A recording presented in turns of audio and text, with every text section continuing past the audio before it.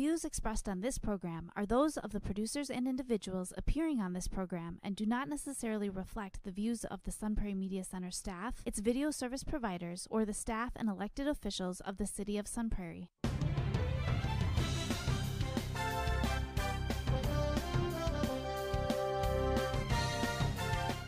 Hello everyone, welcome into Marc Madness Sports here on this Thursday morning, August 24th. I am excited and honored to have Ryan Gregory join me. I'm the host, Mark Karstens, here on Marc Madness Sports. And Ryan, I know you're a sports editor for the Sun Prairie Star and then also the Marshall, Waterloo, Courier newspapers. I guess, how are you this morning? I'll start there. I'm doing great. I had an early start this morning. I went and watched Sun Prairie East play some tennis against Madison West this morning. So running on a little bit of caffeine, but overall, I'm so happy to be here.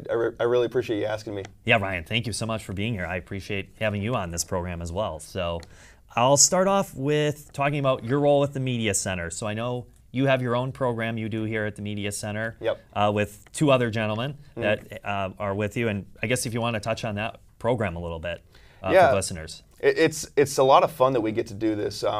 You know, our boss suggested, I think last summer, that we should try and get into more realms, you know, outside of just doing written stuff. And the Sun Prairie Media Center was gracious enough to kind of extend their services and be like, hey, if you want to do a podcast, we have all the setup. You just come in and do it.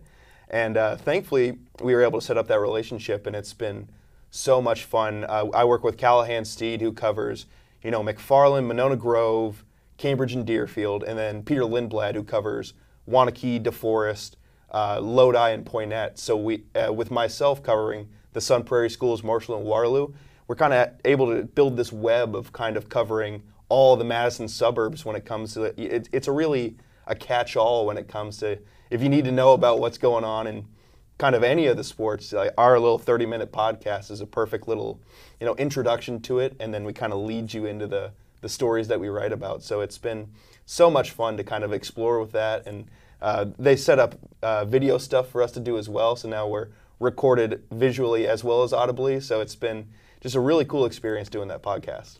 And Ryan, I know the program's called Cap City Sports for the listeners. Yeah, so sorry, I probably should have plugged it. Yeah, Cap City Sportscast.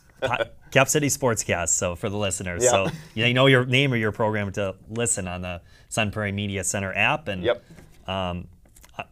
anywhere. Yeah, wherever you find your podcast. It's on Spotify, Apple Music, all that stuff.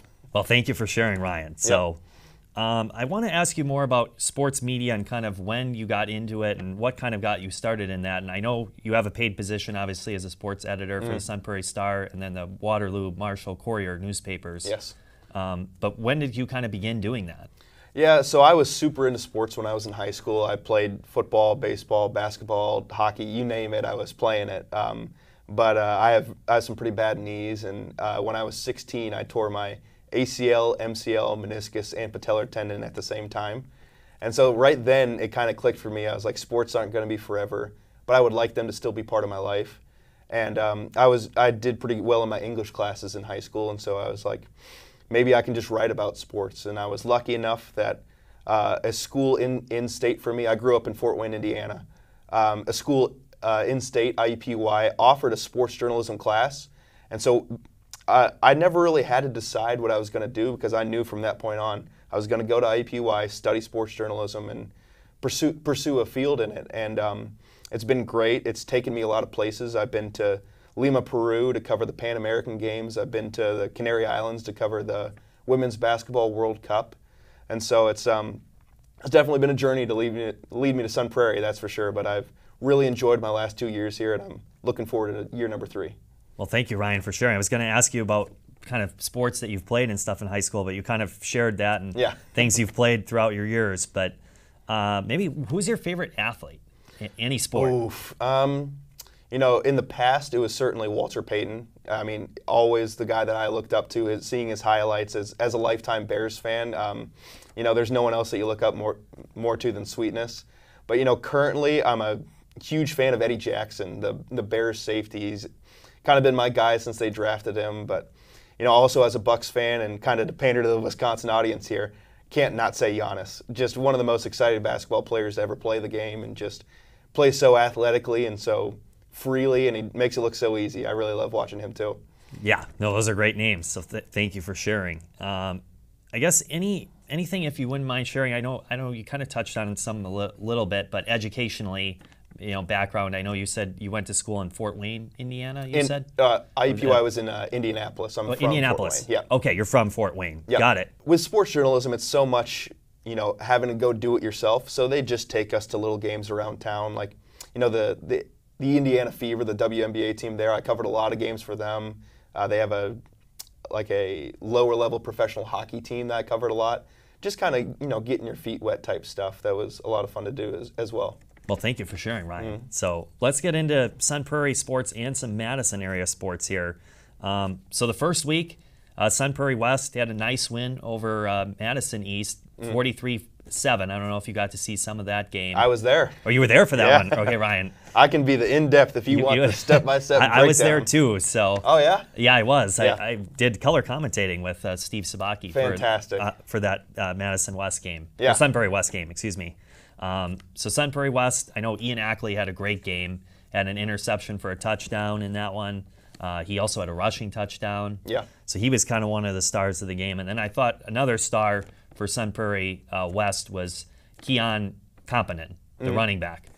So I thought those two really stood out. I don't know for you, Ryan, if you would say Ian Ackley and Keon Competent were two that really stood out in that win for Sun Prairie West. Ian Ackley may be one of the most well-rounded athletes that we have in Sun Prairie. I mean, that kid, Sun Prairie West doesn't score the whole first quarter, and then he says, you know what, it's time to break this game open. Scores on defense, turns around, scores on offense, and such a do-everything guy for that team. And he's also a standout on the basketball team. Just always been so impressed by that kid. I remember when he broke out on the basketball court as a sophomore, and I hadn't heard about him before, and I was like, it's nice that they're going to get this kid for 2 more years here. And, Keon really impressed me as well. I think that, running back was a bit of a question mark heading into the season for Sun Prairie West, but it's an exclamation point now. I think that he did a great job in that first game. I mean, so shifty. I mean, impossible to get that kid on the ground, and I think he's going to have a really good year for West this year.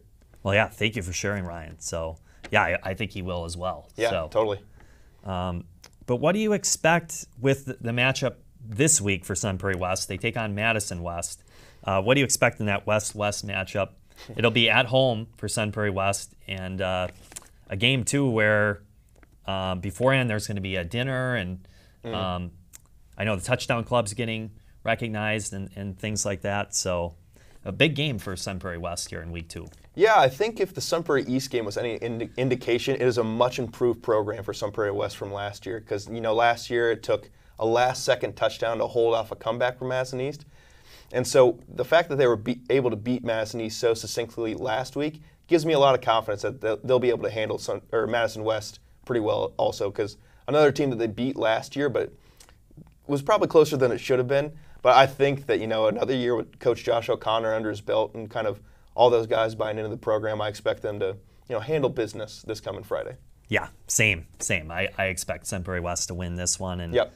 I think really where the tests start to come for Sun Prairie West are week 5 for sure. Yeah. That's going to be a definite test, I think they take on East that week. So East-West game. And then obviously when they play Wanakee, that's going to be a huge test. DeForest is still going to be tough, I believe. Yep. So those are 3 where I'm like, it just would be a bonus if they could come away with a win in just one of those 3 games, I would say. I'm looking forward to Milton this year because that's a team that I thought that they were capable of beating last year, and I believe they came up short in that one. And so I think that's a good yard mark for how far the program's advanced, because I think they're on pretty equal footing as far as, talent-wise goes. And so if they squeak out a win there, I think that's when we'll really start to see if those steps are really being taken forward in the Badger Large. Yeah. No, thank you for sharing, Ryan. I agree. And I'll be interested to see Sun Prairie East now in their second game. So they came out with a win against Monona Grove, gave up more points than I was expecting. Yeah. They gave up 34 points. Offensively, did what I was expecting they would do, score a lot of points, and they put up 57 points in week 1. So that was kind of expected. So the offense, I think, is showing that it's still almost as strong as it was last year, the offense. But the defense has taken, or at least is going to take a little bit, I think, to get it back to where they really want it to be. kind of what were your thoughts of the win over Monona Grove for Sun Prairie East, getting that 57-34 win, and what do you expect with facing the number 1, number 2 team in the state? It's debatable on where McGuanago stands, but one of the top teams in the state in McGuanago this coming Friday. Yeah, I was so impressed by Drew Kavanaugh. His first start at quarterback for Sun Prairie East, and he, throws 6 touchdowns and rushes for another. Just what a performance. Connor Stoff did a great job, making things easy for him, getting open out there on the outside and scoring some, I wouldn't say easy touchdowns. He had to work for him, but, kind of taking the weight off and being like, just hit me on a slant and I'll take it 60 yards. That had to be helpful for Drew. But, Monona Grove got a couple touchdowns kind of in garbage time. I mean, the game was over. It was the 4th quarter. So I would hope that the defense they'll show up more coming up. I think that, that game was just in hand. They may have had some second unit guys in there. I wasn't at that game, obviously. I was at the West game, but I definitely expect that unit to improve. Tim Bass does a great job with that Sun Prairie East defense, but I'll be making the trip out to McGuanago for that game on Friday, and last year they just got kind of run all over on by Win Stang, who is the Gatorade Player of the Year. So certainly no shame in getting run on by a guy like that, but their defensive line was so great last year, and we're still kind of waiting to see how the pieces fit there. So this will be a huge prove-it game for them. If they can, manage to slow down what should be another great McGuanago rushing attack, I think that will definitely kind of set the stage for the rest of the season, kind of to see where they'll stack up. Because, East is the number 4 team in Division II right now. So they're no slouches themselves, so it'll be definitely a heavyweight matchup coming up on Friday. Yeah, it will. Yeah, 2 really good teams, McGuanago and Sun Prairie East. And, for sure. It was a great game last year. Where it was high scoring. It was 55-45. It was awesome, yeah. It was an offensive barrage last year, and I think we could expect some of the same, this year. They really impressed me with their offense in week 1, so I think that they definitely have the capability, if it comes to it, to just kind of go punch for punch and just see who scores last. So I think it's going to be an exciting game. Yeah, totally. But it is going to be tough to beat McGuanago at McGuanago. Yeah, never easy. That's a tough task for any team. Considering, like I said, I don't know if Kimberly's considered number 1 or McGuanago. I know they're both up there. Yeah, they're both. I don't think I wouldn't dispute it if you said either one was the top team in the state. I don't know. It's kind of a toss-up, but those 2 teams really are probably the strongest teams you'll see in the state. Yeah. And McGuanago still has a strong running attack, even without Win Stang, because Win Stang did graduate, but their backup was really good too. So. Yeah, and they still have a Division I tackle on the offensive line, so they'll be a problem. It will not be easy if Sun Prairie East does get that win. It will take a lot from them. That's for sure. But that's the good thing. I talked to Coach Kaminsky often, and he says that they challenge themselves like this so that they're ready for those big tests later in the season. So. They're ready for it. I think this is what they want. They don't want cupcakes. Yeah, and this will be really. If they could come out and upset McGuanago at McGuanago, it's a huge win. It's a huge get. Great step in the right direction for them, for sure. Huge step in the right direction, and would probably get them to being one of the top teams in Division II. Oh yeah, right there with Wanakee. Then they could be right there with Wanakee. That would certainly bump them up a place or two if they could knock off McGuanago this week. Yes, absolutely. So excited for that one. That should be a great game, and you'll have to report back on kind of what you learned from that game and what it was like. So. Yeah, follow me on Twitter at Ryan_Gregory_. I do live highlights during the game, so I assume that people won't be like making the trip out to McGuanago quite like if it was at Bank of Sun Prairie. So. Hey, I got highlights all game if you want to watch. I got highlights all game. All right. Well, thank you, Ryan, for that. So I guess kind of now I want to ask you where you think both Sun Prairie East and West will finish in the Badger Large Conference. So I think for West, my thought is about 3rd or 4th in the conference. I think that's a fair prediction. I mean, I may be reading too much into them beating Mass and East. Maybe Mass and East was having a down year. But so impressed by just the growth of that program, and it's not even just on the scoreboard, just kind of how the kids hold themselves. They're more confident. They kind of believe in themselves more. They're an established program now. It's not year 1 anymore. And so I love what I'm seeing from them so far. And so now, last year they were kind of on a same tier, maybe a little bit lower than like the Oregons and the Miltons of the world. I think they're ready to step up and, like you said, get into that 3rd or 4th range and be, top half of the conference. I think that that's very much in play. Yeah, I would agree. And then for East, I think second. That's kind of where I'm seeing them be. Is that I still think Waunakee is going to end top of the conference, but yeah, and there's no shame in that. Waunakee is, I mean, under Pat Rice, it's never going to be easy to beat those guys, and they seem reloaded from last year's team, which also beat a very good Sun Prairie East team. So, I'll never count the Cardinals out. They're a very talented team, and that Waunakee game is circled on my calendar. But it's until proven otherwise, this is kind of Waunakee's show. Yeah, no, I'd agree. So I have them second in conference. At least is kind of my prediction. But I do think Sun Prairie East is talented enough to be number one in the conference. Yeah, I would not write them in pen. Yeah, I would write them in pencil. Yeah, same. Yes, for sure. But I want to get into talking some other fall sports that are going on right now. So I know, Ryan, you covered some tennis this morning. I did, yeah. You said. And then there's girls golf going on. There's boys soccer. There's cross country. I know those are some of the big sports that are going on right now. If you just want to touch on some of those sports that you've covered so far this fall. Yeah, where to start? To start? Late summer, early fall. Yeah. I'll start on the tennis courts because, covering that Sun Prairie East team, they have 2 state participants back this year, Grace Cram-Schuster and Annalise Yang. Yang has won a state title before, and so she is definitely a name to watch. She's their number 1 singles participant, and Grace Cram-Schuster made it in doubles last year. She's teaming up with Shiloh White at the number 1 doubles spot this year, so kind of see how that team chemistry grows this year. And, always fun to watch East and West play each other because when it comes to girls tennis, they've done such a great job of kind of remaining that team unity despite being different schools. I mean, last year they celebrated senior night together. East and West were recognized, so I always really appreciate what they bring to the table when it comes to girls tennis and how they compete hard but have so much respect for each other and love for each other still. Yeah, no, thank you for sharing, Ryan. And Grace Cram-Schuster, also a player that plays on the Sun Prairie East softball program. So UT Chattanooga commit. She's a baller, that's for sure.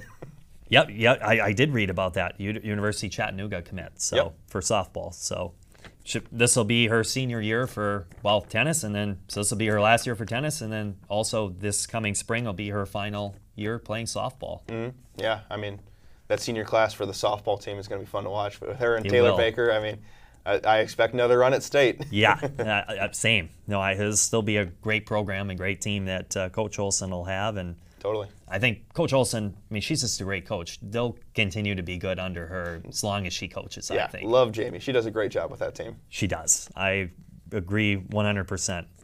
And cross country, I actually want to get into that a little bit. Have you gotten to cover that at all? Yeah, I've done the preview for both schools.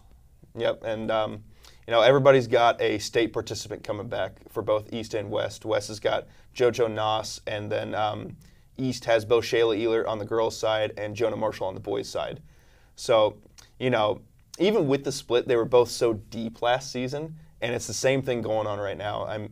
For East specifically, that girls' team is going to be interesting to watch because they have the names, they have Shayla, they have Audrey Seefeld, but they also got a couple girls out from the track team because East head coach, or co-head coaches Doug Mon and Joel Block are also track coaches, and they must have pulled some recruiting tricks out because they got like Kaya Gasner out, they have Alexa Warrenson out, a couple names that you'd recognize from, I think all qualified for sectionals last year in track.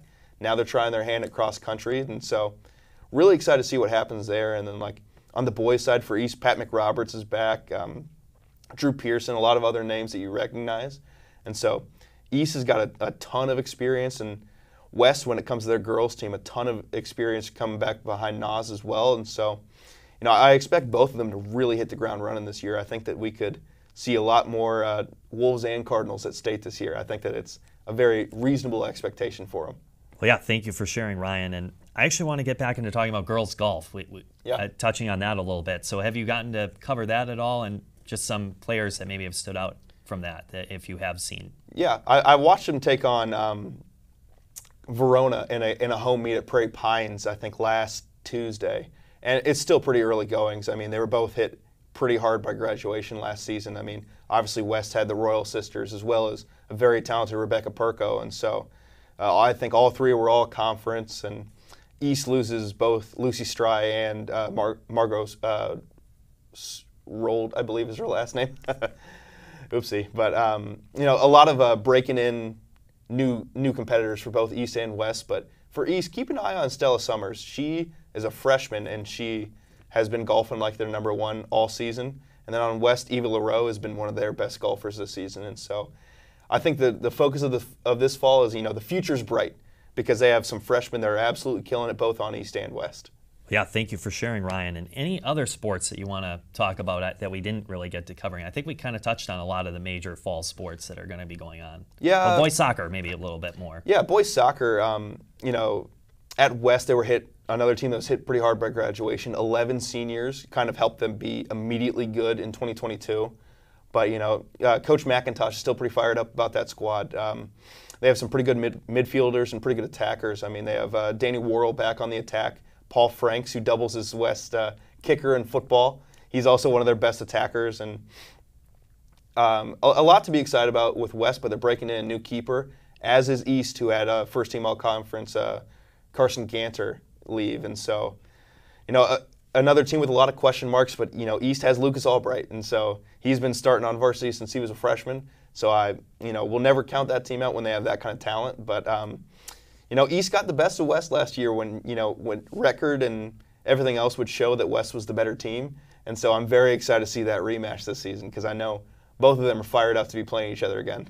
Yeah, no, that should be an exciting one. And no, thank you for sharing about soccer. And yeah, Paul Franks, he made a kick last week, 43 yards, I think, Man, field goal. Made it look easy, too. He did. I know he did. Coach O'Connor is thrilled that he is out for that team. He's going to be a really good kicker. Yeah, I agree. And an impressive leg. I mean, he made that, like you said, make it look really easy. He could have made that from probably 50 yards out. Easy, yep. And the only extra point he missed was blocked. So, I mean, automatic from there, hit a big field goal. I mean, that could be a major player when these games start getting a little tighter later in the season. Yeah, absolutely. And actually for soccer, another thing to mention about boys soccer for Sun Prairie, I think they're looking for a play-by-play announcer for the games. Oh, really? I thought I heard something about that. Huh. So I didn't hear that, but great opportunity. Yeah, a great opportunity. They should be very competitive this boys year. Soccer here in Sun Prairie. Yeah. So, but anyway, want to shift gears to talking some professional college sports. Maybe I'll get into talking about the Bucks. You said you do kind of watch the Bucks a little bit. I am. What do you think for a realistic win total for them this coming year, and what do you think they'll do under new head coach Adrian Griffin? I think we got to strike when the iron's hot here because you can see kind of the cracks in the armor starting to form where guys are going to need to be paid more. Guys are going to want to go to places where they have more of an opportunity to have a bigger role. And so while this nucleus is still together, I think it's win now mode for the Bucks. I think that's why they moved on from Bud, and that's why they're. It's great to be the 1 seed, but if you bow out in the first round of the playoffs, then who cares? That doesn't really matter. And so, Giannis can't retire with only one ring. He is far too talented. And so I think, they've done a good job of surrounding him with talent, and now it's just backing him with the proper coaching, and hopefully the right guys step up at the right time, and they can, I think at this point in his career and kind of the trajectory of the team, it's got to be championship or bust. That's got to be the focus of this team, I would think. Yeah, I would agree. No, I think absolutely. So I want to touch on the Wisconsin Badgers now in football. So that'll be another kind of new start here where Luke Fickell is going to be new head coach, and he's got his coaching staff with him that he wants. Phil Longo is the offensive coordinator. And then Braylon Allen still at running back. So kind of, and then Tanner Mordecai probably is going to be the week 1 starter, I would believe suspect, he won the job. for the Badgers for the quarterback job. So what do you expect from all that, all these new moving pieces? That's the thing. I wish I knew what to expect. Phil Longo at UNC, there was a lot of boom and there was a lot of bust. There were games where they'd score 60 and didn't look like anything, and there were games where they just couldn't get the offense going. And so, it's impossible to know. We've never seen Wisconsin look like this before. But I'm very excited. The opportunity that it'll be different. We've gotten so accustomed to Wisconsin football being what it was for as long as it was. It'll be exciting. I think that it'll be a lot of fun to see them try and spread it out. I mean, I've already bought my tickets for the week 1 game, and I'm excited. I follow lower level football in college a lot, and so seeing Luke Fickell bring Cincinnati to the playoffs was one of my favorite storylines. And the fact that Wisconsin signed him made me a very happy Badgers fan. Well, yeah, no, I'm excited to see what Luke Fickell will do as well for the Badgers. And I kind of want to get into the fun question segment now. We'll shift gears here into that. So, okay. Your favorite movie? I'll put you on the spot here to start. Favorite movie? Sports-related wise, it's got to be Remember the Titans. That's always been like up there for me. But The Emperor's New Groove has always been one of my favorites as well. Those are good ones, really good ones. I like that. For me, sports movies, again, Remember the Titans is a great one. Hard to go wrong. Yeah, hard to go wrong with that one. Another one I really like that's a sports one, Moneyball.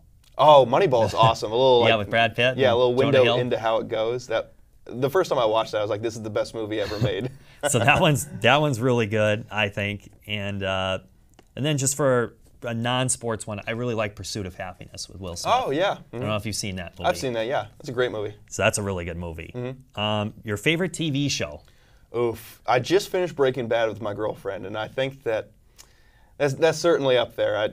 Off the top of my head, I can't think of anything else. Maybe SpongeBob. SpongeBob? SpongeBob or Breaking Bad, two very different TV shows. A couple that I really like, well, All American is one that I think is really good. Yeah, sports one. I like that. Friday Night Lights, have you seen that one? Oh, how did I not say Friday Night Lights? Friday Night Lights is number one with a bullet. Number one with a bullet for Friday Night Lights. But those are a couple of sports ones I really like. I guess non-sports ones, well, one that's, again, kind of for mature audiences, but Curb Your Enthusiasm. That's a Curb funny is one. great, yeah. With Larry David. That one's funny. Oh, One Tree Hill, too. One Tree Hill. Yes, that's another good. I've actually been watching that one a lot lately. Yeah. So those are a couple other ones that are really good ones, too. So your favorite food? What's your favorite food? Oof. Man, I got to narrow it down to one. I'll say chicken wings. Chicken wings? That is my vice. If I have an off day and I'm like, I've earned a little treat, I'll stop and pick up some chicken wings on the way home. I'm going to say either sushi or I'm going to say like a Thai food, like volcano chicken is a dish that's really good. That's Thai, and also drunken noodle. Those are a couple that are really good dishes. I'm a huge sushi guy. As soon as you said that, I was like, I should have said sushi. So those are a couple that come to mind for favorite foods for myself. But okay, I think this might be our last question of the day. If we have a few more minutes, maybe I can ask you something else. But favorite genre of music and or favorite music artist? Oh man, that changes day to day. I'd say my favorite genre is like R&B, hip hop type things, and my favorite artist is probably not very well known. He just goes by Mike with a period at the end. He used to go by Mike Stud, but that's my guy. He makes just music that I really like. What about you? Yeah, for me, favorite genre of music is probably pop music. I would say favorite music artist. That's a tough one. It's hard to narrow it down to just one. I guess like the type of like John Mellencamp, Fleetwood Mac. I really like that type of music. But then I also kind of like some modern stuff like Lauren Daigle as a modern artist that I really like. Yeah, you definitely have more refined taste than I do. I know those are kind of some music that I like. I guess that those would just be some that come to mind off the top of my head. But anyway, I want to get back to talking about the Packers. I don't know if you watch some. Well, I know you watch the Bears. Maybe if you want to talk a little bit about the NFC North and kind of your thoughts on the division there for football. Yeah, I think it's going to be a fun year because I think it's the Lions to lose. I think the Lions are the best team in the North, which is a crazy sentence to say. If you would have said that 3 years ago, people would have been like, no way. But, the Vikings are always very solid, and obviously I'm hoping the Bears take a step forward, but obviously the Packers will be probably 0-17 this year and, searching for a new head coach, new quarterback. So it's unfortunate, but, it's how the cookie crumbles. I do think that the Lions are the top team in the division. I'm in agreement with you on that. With Very Jared Goff fun team, with the coaching staff of Dan Campbell. I think I'd have to agree that the Lions are probably going to be the team to beat in the NFC North, which is kind of weird to think. Yeah. I'm a Packer fan, so I'm hoping that the Packers can have a decent season. But, yeah, I think second or third in the division is probably realistic to expect for the Packers. Yeah, probably fourth, but, whatever. Or maybe I'm just hopeful that it's second or third. But thank you, Ryan, for coming on today and talking with me. And I'm Mark Karstens, the host of Marc Madness Sports. And tune in here watching the rerun on K-Sun and then also 103.5 The Sun in Sun Prairie. So everyone have a great rest of your week and take care.